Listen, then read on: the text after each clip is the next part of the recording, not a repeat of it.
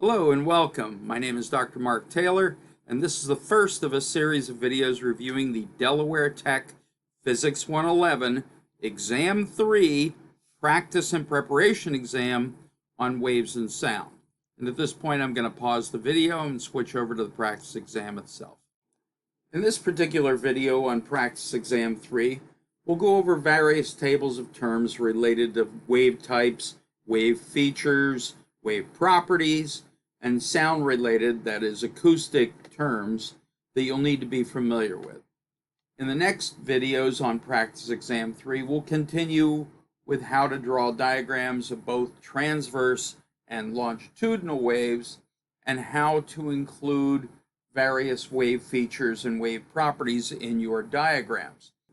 And this practice exam will also include problems where you'll identify wave properties like period and amplitude from wave graphs. And finally, we'll cover problems on bow waves, standing waves, wave interference, and a special type of wave interference called beats. So let's scroll to the exam itself. And as you can see, this section is labeled properties, abbreviations, definitions, examples, formulas, etc. And this is a series of 4 tables, and in this section the boxes are blank for you to fill in, but I think it'll be a lot easier if we use the answer key to review these boxes of information. So we're going to scroll to the end of the exam where the answer key is at, and I think it'll be a lot easier to go through each of these boxes. So the first one are wave types, and we have various ways to distinguish wave types of waves. One way to distinguish them is to ask the question, does this wave require matter to go through? In other words, does it require what we call a medium, or does it not require any matter medium to go through? And if it does require matter, we call that a mechanical wave, and if it does not require matter, we call that a non-mechanical wave. Now, non-mechanical waves can frequently travel through matter, but they do not require matter. Mechanical waves absolutely require matter. They cannot go through the vacuum of space. They need something to actually vibrate. And examples of mechanical waves would be sound waves. Sound waves can go through any type of matter, solid, liquid, gas, even plasma, but it requires that matter because the energy of the sound wave has to cause the vibration of matter as that sound wave is traveling. So without matter, there is no sound wave. All water waves, and there are multiple types of water waves, all water waves are also mechanical waves. Obviously, they require water. And all seismic waves, what are these? These are waves related to earthquakes, and there are 4 main categories of seismic waves. You're only going to be hearing about 2 of those, the S seismic waves and the P seismic waves, but all seismic waves require material to go through. They're going to go through rock, either in its solid form or even in its molten liquid form. Non-mechanical waves, waves that do not require any matter medium to travel through, would include all electromagnetic waves. In other words, all types of light waves. Now, you might be used to calling light just the light you can see, visible light. But to a physicist, light means all types of light, and that could include radio waves, microwaves, infrared waves, visible waves, ultraviolet, X-rays, and gamma rays. And any one of those is an answer to the question, what is an example of a non-mechanical wave? In addition to any EM wave, electromagnetic wave or light wave, gravitational waves are also non-mechanical waves. Now, you're not responsible for gravitational waves at all, but these travel through space as well, and they are a non-mechanical wave. So I'm just giving you another example. But any of those are considered non-mechanical waves. Now, another way to break up waves into categories, and it has nothing to do with being mechanical or non-mechanical, is looking at the shape of the wave. Does the wave oscillate or vibrate perpendicular to the direction of the motion of the wave? In other words, perpendicular to the direction of propagation or direction that the energy is traveling in the wave? Then we call that a transverse wave. Trans means across, so it's perpendicular to the direction of the wave. Longitudinal waves are vibrating or oscillating along the length of the motion of the wave, along the direction of propagation. In other words, their oscillations are parallel to the direction of propagation of the wave. Examples of transverse waves would be S seismic waves, and you might remember S seismic waves as being transverse because the word transverse has two S's in it. Surface water waves. Remember I said there are a number of different types of water waves. The waves on the very top of the water, that water is moving in an up and down motion as the wave is propagating across the length of the water. That's a transverse wave. All electromagnetic waves and all gravitational waves, all of these are transverse waves. In fact, they're all double transverse waves. They have two transverse waves in the same wave. And you can look at diagrams of these to convince yourself of that. Longitudinal waves, the most important longitudinal wave for you to remember as being longitudinal is a sound wave. These are essentially compression and rarefaction waves. They're squeezing and spreading out, squeezing and spreading out. That's the nature of a longitudinal wave. So sound waves fall in that category. Also, P seismic waves. Now, P stands for primary, but you can think of it as standing for pressure waves, and pressure waves is another category of longitudinal waves. All of these are essentially variations of pressure waves. Sound waves, P seismic waves, pressure waves. They're all longitudinal waves. They're also all mechanical waves. That is, they require matter to go through. They can all, in theory, go through solids, liquids, and gases. However, when we're talking about waves that are in the range of human hearing or just above or just below, we tend to call them sound waves. When they're going through rock or deep into the earth where there are solid rock or even liquid rock, we tend to call them seismic waves.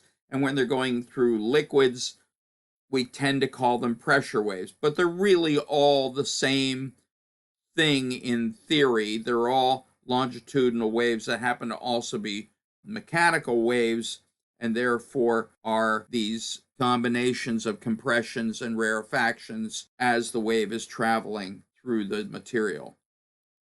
Now, the next table focuses on wave features. In other words, the structures that the waves are made of. If you look at it and you're drawing the wave, what does it look like, the pieces that compose that wave?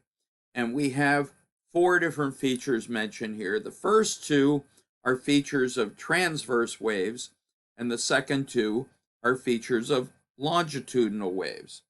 And I'm going to actually use my fingers to draw here for you. So in a transverse wave, a typical transverse wave is going to look like that. It looks like your classic picture of a water wave. And anytime you have a peak, and there are many, many peaks, they're repeating, those peaks are called troughs. Those peaks are called crests, and the low parts or valleys that are repeating within the transverse wave, these are called troughs. Now, in a longitudinal wave, those waves don't have crests and troughs. Instead, they have compressions and rarefactions. So compressions are the analog of crests and rarefactions are the analogs of troughs. What are these? Well, compressions are the areas where matter is squeezed together. That's why they're called compressions. You're compressing the matter. And rarefactions, where the matter gets rarer because you're spreading it out. Those are the rarefactions. And this is what longitudinal waves are composed of. And there are many ways to draw longitudinal waves. I'm going to draw it like it's a slinky.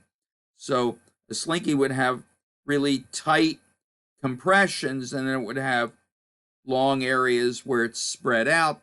Those would be the rarefactions, and then a compression, and then a spreading out. That's another rarefaction, and then a compression. And there are lots of ways to write this. In reality, if it was a sound wave going through matter, that's a type of longitudinal wave. You might have lots and lots and lots of compressed molecules or atoms, and then a spreading out of the atoms, and then you have a lot of compressed atoms in some location, and then you have them spreading out, and then you have it compressed again, and this keeps repeating. So you can draw this in any number of ways, but it's alternating between compressions and rarefactions, whereas the transverse wave is alternating between crests and troughs. Now let's take a look at the table on wave properties. Now, you'll notice there are a number of properties here: amplitude, wavelength, frequency, period, if I scroll down a little further, speed. All of these properties are properties of both longitudinal waves and transverse waves. They are properties, all of these properties are properties of both transverse and longitudinal waves. They are properties of both mechanical and non-mechanical waves. They are properties of all waves: amplitude, wavelength, frequency, period, and speed. You can measure these in each type of wave. I'm going to tell you, in transverse waves, it's a lot easier to measure some of these properties like amplitude and frequency and period, but in theory, all of them can be measured from any kind of wave because every wave has all of these properties. It's important to remember that. All right, so let's look at the first property. And many of these properties we'll talk about in terms of transverse waves just because they're a lot easier to analyze. Amplitude, abbreviated with a capital A, is a measure of the height of a crest or the depth of a trough from that center equilibrium point. In other words, if I drew a transverse wave alternating up and down, the height of a crest or the depth of a trough, that is the amplitude. Remember, the amplitude is not the full width of the wave. It is only the height of a crest or the depth of a trough. When you want to find the amplitude of a longitudinal wave, we have to do some tricks. We have to plot it out differently or analyze it differently to turn it into what looks like a transverse wave, and then you can measure the amplitude off of that. Because an amplitude is a length, we measure it in length units: meters, centimeters, etc. Sometimes very small units, could be nanometers. The next property is a wavelength. This is also a length, but now it's a different type of length. If I draw the transverse wave again, it is the length of a repeating unit. You'll notice this wave repeats over and over again. So the easiest way to find a repeating unit is to measure the length from crest to crest. That length is the wavelength. Of course, it's the same for the length between a trough to the next trough, to adjacent trough. And again, because it's a length, we measure it in length units: meters, centimeters, nanometers, femtometers if it's a very small wavelength. The abbreviation for wavelength is the Greek letter lambda. That's the Greek L for length. Practice drawing that. It's a little curvy line with a line coming off of it, or you can just make it very simple. But that's wavelength. You can measure the wavelength off of a plot of a wave when it's versus length or distance, as I showed you before, the trough to trough or crest to crest. You can also calculate wavelength. It is equal to the speed of the wave divided by the frequency of the wave. And we haven't talked about speed or frequency yet. We'll get to that in a second. And before we get to frequency, I'll just clear off some of this writing here. All right, let's look at frequency. Now, unlike amplitude and wavelength, which you can directly measure off of different types of graphs of a transverse wave, frequency is very hard to measure by just looking at a graph and making a single measurement. Usually you have to measure something else and then do a calculation. So what is frequency? Well, frequency, we abbreviate it with an F. Frequency is the number of cycles per second. What does that mean? Well, remember, the wave is moving constantly, and it's moving in an up and down fashion, at least for the transverse wave. If it was a longitudinal wave, it would be a compression, a rarefaction, a compression, a rarefaction. But the frequency is the number of cycles of going up and down. That's one cycle. So up down is a single cycle in a wave. So if you were to count how many of those up downs you would see in a second as the wave is passing through a certain point in space, that would be the frequency. And because it's cycles per second, and we don't have a unit for cycles, but seconds is, of course, a unit. So frequency is measured in units of per second, which means 1 divided by a second. And you can write that as 1 over a second, or you can write that as second to the -1 power. And we have a name for that unit. We call it a hertz, and that's abbreviated with a capital H and a lowercase z. So if you're asked what the unit for frequency is, while per second or second to the -1 is correct, hertz is the answer we're going to be looking for. And frequency, it's also thought of as the number of wavelengths that are traveling past a certain point. So if you're watching the whole wave moving with time, you would look to see how many whole wavelengths passed by a certain point in a single second. And we can calculate frequency in 2 ways. You'll notice the wavelength formula just above, wavelength equals speed over frequency. Well, if we rearrange that, we get the second formula in the frequency box, that frequency equals the speed divided by the wavelength. So speed over wavelength equals frequency, speed over frequency equals wavelength. But there's a second way to calculate frequency, and that is if you know another value called the period, and we'll get to that in a second. It's literally just 1 divided by the period. Period is abbreviated with a capital T. So frequency is the reciprocal of period, and period is the reciprocal of frequency. 1 over T equals F, 1 over F equals T. Period is just the inverse of the frequency. We abbreviate it with a capital T, as I stated, and while frequency is cycles per second, period is seconds per cycle. For example, let's say your frequency is 4 hertz. Well, what does that mean? It means 4 cycles per 1 second. Well, if it's 4 cycles in 1 second, that means the period is 1 second for every 4 cycles. In other words, it's 1/4 seconds per cycle. And again, we don't have units for cycles, so we just say seconds as our unit for period. So a frequency of 4 hertz, 4 cycles per second, means a period of 1 second per 4 cycles, or 1/4 of a second per cycle, and we would just write that as 1/4 of a second. So if you know the frequency, you would just take your calculator and do 1 divided by frequency, or just take the reciprocal of frequency to get the period. So that's how you could calculate the period.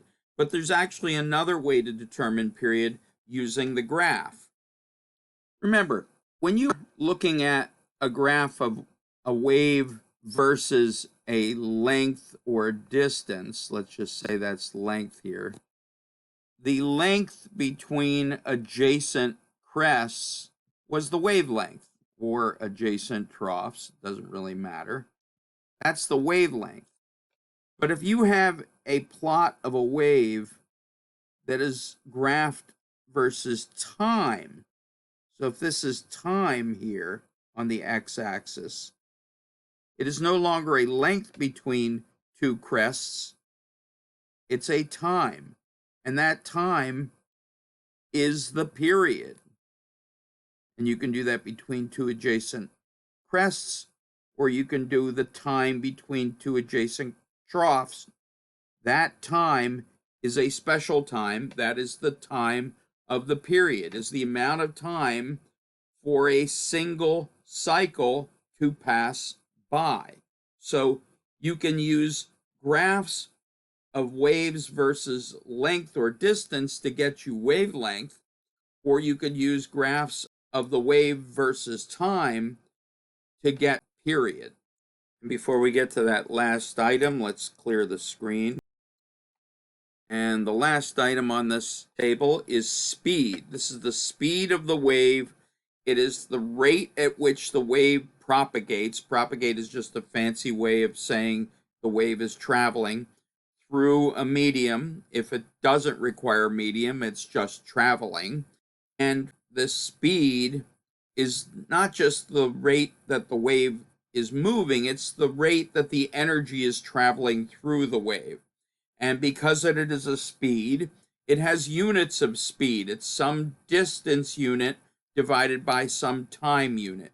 So it might be meters per second, it could be centimeters per second, it could be nanometers per femtosecond. It all depends on how fast the wave is moving through its medium or through space without a medium. And we calculate speed using the same formula that I mentioned for wavelength, just rearranged. Speed is equal to frequency times wavelength. And it doesn't matter which order you multiply it. So you can say speed is frequency times wavelength, or you can say speed is wavelength times frequency. You might be able to get the wavelength from a graph of a wave versus distance or length, and you might be able to get the frequency from period, and maybe you get the period from a graph of a wave versus time. It all depends on the particular problem you're given. So this is the last of the tables here. It says provide a definition of each acoustic. Acoustic just means sound related, sound wave related term. And we have a number of terms here. We're going to group them together as we go along. Now, the first two terms we're going to discuss are ultrasonic and infrasonic. Ultra means beyond, and infra means below. And in this case, sonic refers to the frequency of sounds that humans can hear. Now, the quote-unquote normal range for human hearing, that is, the range for a healthy young ear, is between 20 hertz and 20,000 hertz. Now, even by the time you're in your late teens, you may not be able to hear all the way up to 20,000 hertz. But this is the range that's typically associated with the full range of human hearing. So anything beyond this range, that is higher than 20,000 hertz, is referred to as ultrasonic sound or just ultrasound.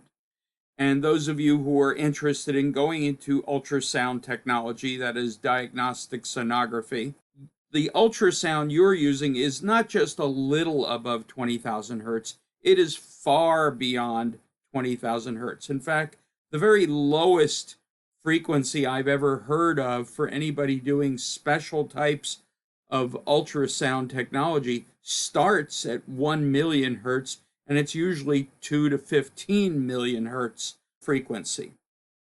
Now, infrasonic, infra meaning below, this is any frequency lower than the range of human hearing, that is lower than 20 hertz. The next term we're going to talk about is supersonic. Now, this term looks very similar to ultrasonic and infrasonic, but it refers to something completely different. The prefix super means nearly the same as ultra, beyond or above. But sonic in this case does not refer to frequency. It refers to the speed of sound. So supersonic refers to speeds that are faster than the speed of sound. And the speed of sound is typically in the ballpark of 340 to 350 meters per second, averaging around 343 meters per second. You don't need to know this exact number, but you'll see this number or something like this in various word problems. And when we convert this to miles per hour, this actually works out to about 677 miles per hour. Just so you have a ballpark idea of how fast sound goes. And this is sound moving at room temperature at sea level. So we're not talking about very far up in the sky. The next four terms are related to one another: interference, constructive interference, destructive interference, and beats. Interference is when two or more waves happen to be moving into the same location at the same time. So what happens when these two waves or more than two waves occur in the same place and the same time? Well, the wave functions, either transverse wave or longitudinal waves, they add up. They add up to form some resultant wave, some composite of the original waves. And when we get to the practice problem on interference, we can go over how you would determine what these composite waves are from the original waves, how to calculate them. Now, there are two main kinds of interference: constructive interference and destructive interference. You can have interference in any type of wave, but I'm going to talk specifically about transverse waves just because it's easier to discuss crests and troughs and how to add those together. If we were talking about interference with sound waves, that's a longitudinal wave, and in that case we'd be talking about adding up compressions and rarefactions. This discussion of interference, I'm just going to make believe everything's a transverse wave and talk about it in terms of crests and troughs. But keep in mind that any kind of wave can have interference. When the crests of one wave match the crests of another, or when the troughs of one wave match the troughs of another, you're going to get greater amplitudes. Why? Because you're going to get bigger crests and you're going to get bigger troughs. Both of these are considered constructive interference. You're making what used to be a certain waveform look bigger with bigger amplitudes. And if this was a sound wave, this would be perceived as a louder sound because bigger amplitude means more energy, more intensity, louder sound. Destructive interference is just the opposite. It's when the crests of one wave match the troughs of another, or when the troughs of one wave match the crests of another. And when you add crest to trough or trough to crest, they cancel one another, and you end up with much, much lower amplitude or even no amplitude at all.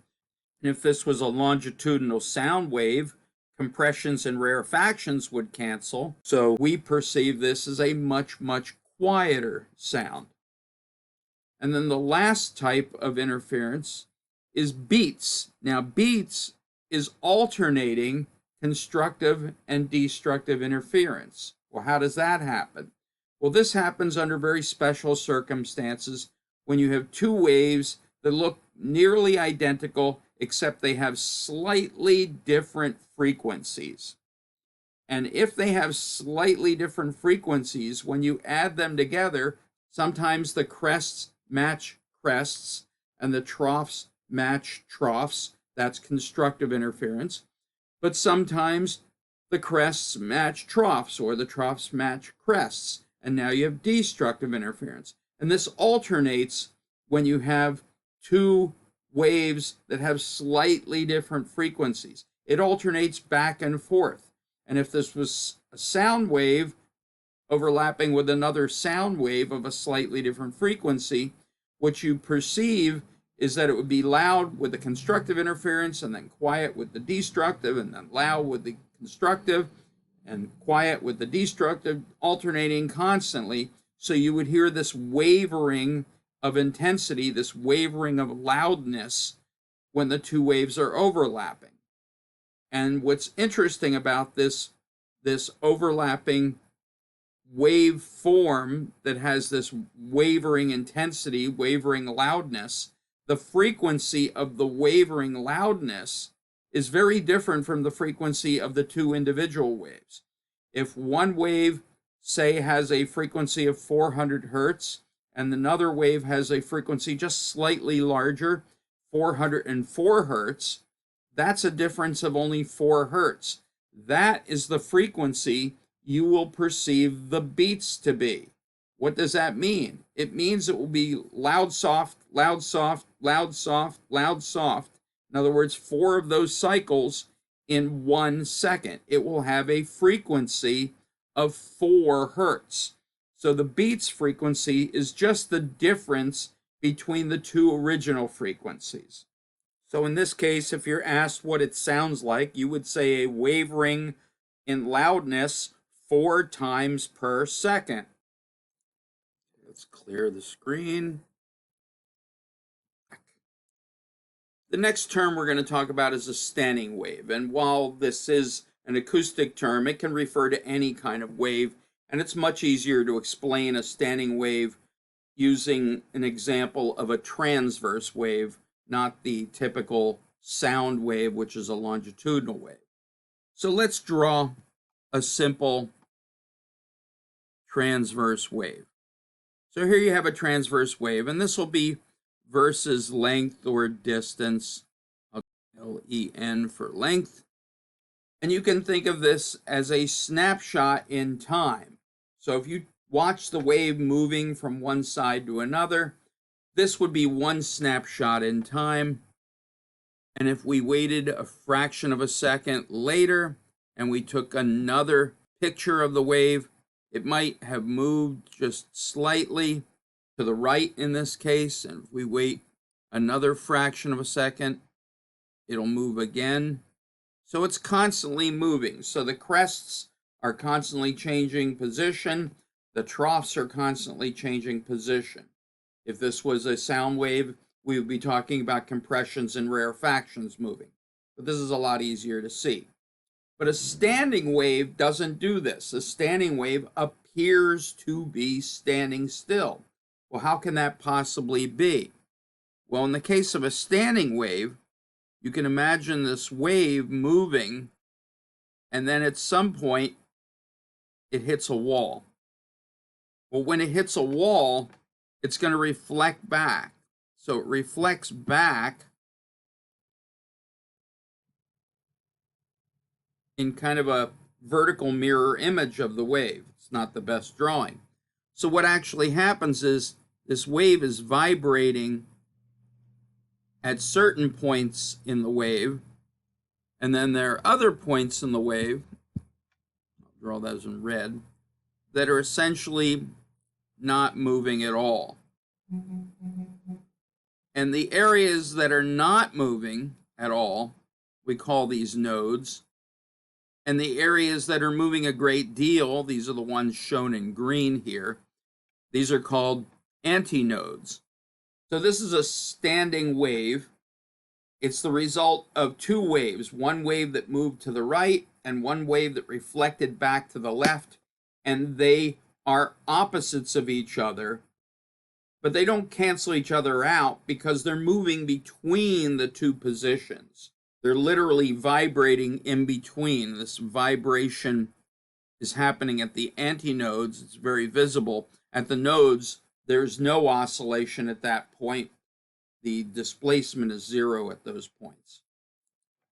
And I drew an example here with 5 nodes and 4 antinodes.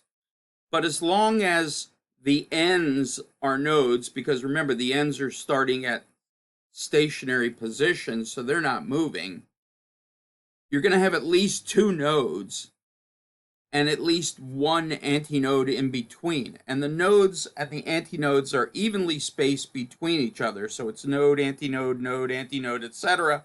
And you're always going to end on a node. You'll start on a node, you'll end on a node. And there are many different combinations you can have. And you'll see some examples of that when we get to the sample problem on standing waves. Clear some of this out way.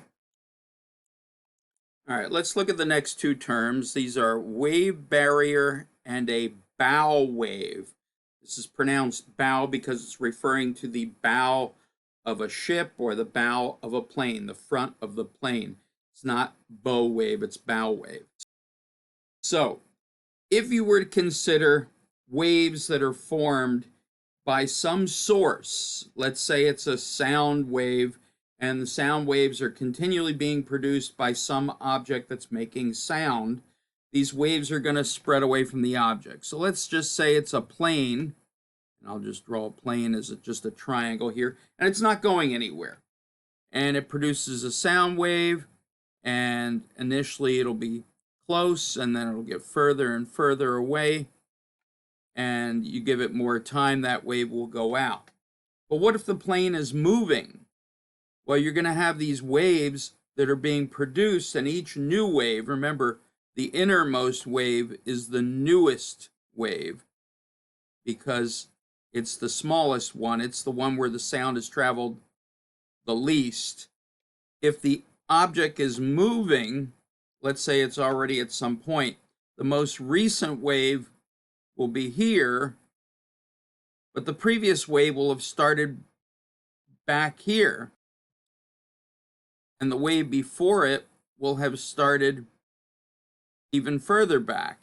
And you'll notice that these waves are starting to bunch up in the front if the object is moving. And in fact, if the plane is moving at the speed of sound, say, or the speed of the wave, then these waves will not just pile up, they'll pile up right on top of one another. And you'll end up with each wave having the same wave front. So if this was the plane moving at the speed of sound, all of these waves will pile up in the front. And this pile up, this stacking of waves forming a front, forming a ridge of high energy that occurs when the source of the waves is moving just as fast as the wave. In this case, it's a jet flying at the speed of sound. These waves pile up, and this is called a wave barrier. It's literally a curved piling up of waves, a stacking up of the waves. And it doesn't have to be a plane flying at the speed of sound. It could be a boat on a big lake, and the boat is moving at the same speed that the waves formed from the boat are moving. You would see the same pileup of waves, but now they would be water waves. Now, what happens if the jet is flying faster than the speed of sound? In other words, faster than the air can get out of the way. Well, now you have a situation where the jet is moving very fast, and the air can't move out of the way fast enough. And you end up with waves from the past that are bigger and bigger. They've spread out further and further. But now you can think of the jet as having punched its way out in the front. And what you end up with is a piling up of waves that actually form a V shape. And this is referred to as a bow wave. So this is the V-shaped wave that forms in the front of an object that's moving faster than the wave. In this case, It's a jet moving faster than the speed of sound, faster than the air can get out of the way. And you end up with a piling up of waves, but it's not this curve that you saw with the wave barrier. It's this sharp sideways V shape that comes to a point where the jet is flying. That is a bow wave. And the faster the jet is flying, the narrower this V will get. So you can tell that the jet is getting faster and faster by how narrow the V shape is. And the last term I want to talk about is the Doppler effect. And the Doppler effect, as it says here, is a change in observed frequency when the wave source or the observer move toward or away from each other. In other words, you have something producing a wave. It could be a sound wave, a light wave, water wave, and you have an observer. And at least one of these two is moving. They're either moving towards each other or they're moving away from each other. And if they are moving relative to one another, the observer will not observe the same frequency that the object is producing in its wave. How can this be? Well, let's take the situation we had before. We have some object producing waves. Let's assume that it's some object making a sound, and these are sound waves that are spreading out from the object. And they're supposed to be evenly spaced here because they're representing, if they're sound waves, they're representing the compressions of the waves. So you have multiple compressions spreading out from the source of the sound. But what if the observer isn't just standing still? They're actually running towards the waves. What's going to happen? The waves will appear faster than they would have if they just stood still. That just goes to reason. If you're running towards the source of the sound, each wave will hit you quicker, and therefore you will perceive a higher frequency. And when humans perceive a higher frequency, we perceive that as a higher pitch. And that's what happens with the Doppler effect. If the source of the sound and the observer of the sound are moving towards each other, and it doesn't matter which one of them is moving or even both are moving, if they're coming together, the observer will observe waves hitting them more frequently, and therefore the frequency of that sound will be higher. And you can imagine if you have another observer running this way, the waves will get to them less frequently because they're moving away from the source of the waves, and therefore the frequency will go down. They'll get waves hitting them less frequently, and therefore they will perceive that as a lower pitch. And we've all seen movies with race cars, and as the race car approaches the people in the stands, the pitch gets higher, and as the race car moves away from the people in the stands, the pitch gets lower. So you hear this, so the pitch goes up, and then it goes down. That is the Doppler effect in sound. This also happens in light. And in fact, astronomers use this to measure how fast objects are in the sky and how fast they are moving away from us or towards us by looking at the Doppler effect in the light coming from those objects. And with this, we'll stop here.